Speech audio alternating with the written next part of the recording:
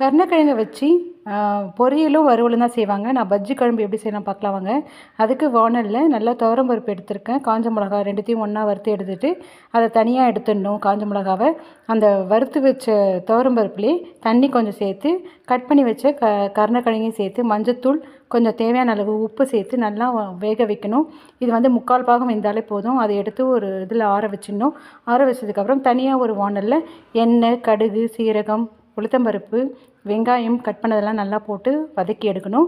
வதக்கி எடுத்ததுக்கப்புறம் தேவையான அளவு உப்பு, சாம்பார் மிளகாத்தூள் போட்டு எல்லாத்தையும் ஒன்றா கிளறி விட்டு கொஞ்சம் தேவையான அளவு தண்ணி சேர்க்கணும். பூண்டை வந்து தட்டி போட்டு நல்லா அது கொதி வந்ததுக்கப்புறம் நம்ம வந்து அதை விழுதை அரைச்சி வச்சிடணும். அந்த அரைச்சி வச்ச விழுதை அதில் சேர்த்துட்டு புளி தண்ணியும் கொஞ்சம் சேர்த்துடணும். கூடவே கொஞ்சம் பெருங்காயத்தூள், கருவேப்பிலை, கொத்தமல்லி சேர்த்துட்டா நல்லா ஒரு சுவையான ஒரு டிஃப்ரெண்ட்டான குழம்புங்க. இதையும் நீங்கள் ட்ரை பண்ணுங்கள். தேங்க்யூ.